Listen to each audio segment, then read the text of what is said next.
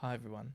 We're back on prose today. I figured I'd alternate between prose and poetry. So we started with the Bubble Zone, which was prose. We moved on to the Veil, which was poetry. And now we're back on prose.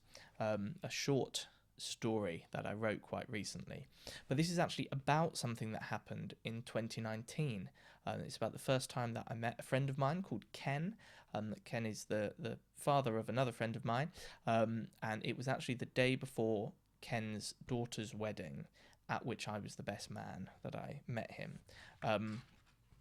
I did start filming this and then realised that I possibly gave away a little bit too much information about where Ken lives in the opening paragraph. So I'm slightly editing.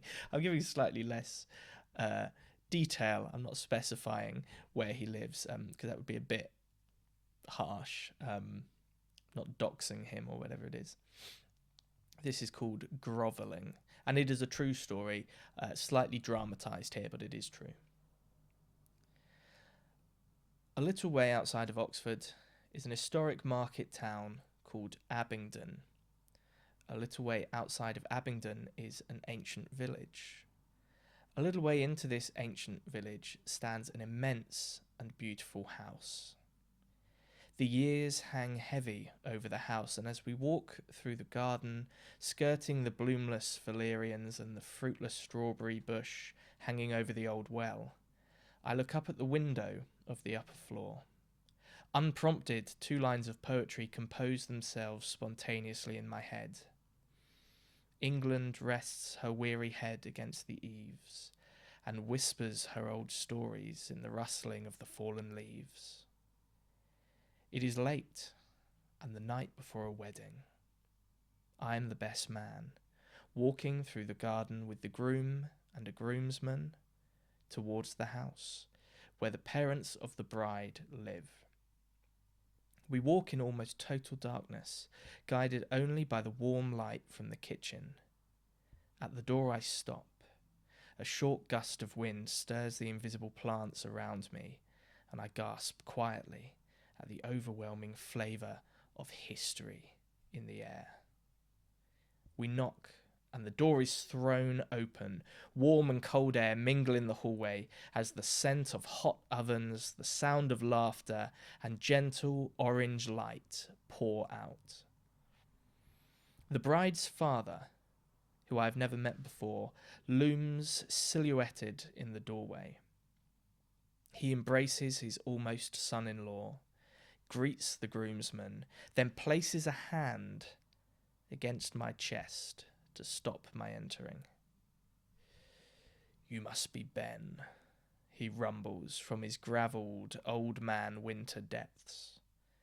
"I am," I say. "You must be Ken."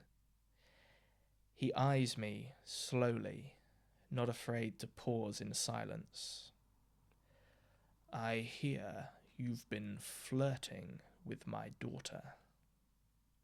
He has one daughter. She is marrying my best friend in the morning. "I'm sorry?" "You've been flirting with her." My friendship with his daughter flashes before my eyes in terrifying colour. What had I done? What had he misconstrued?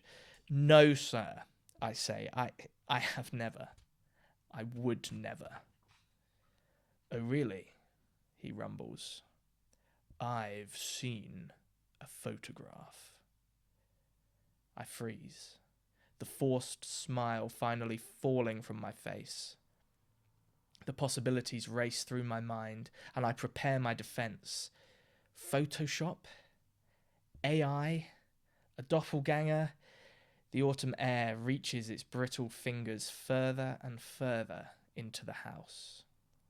I've seen a photograph of her sat, giggling, on your lap. I've never really understood the word grovelling before, but suddenly it makes sense. The door swings closed behind me and I whimper.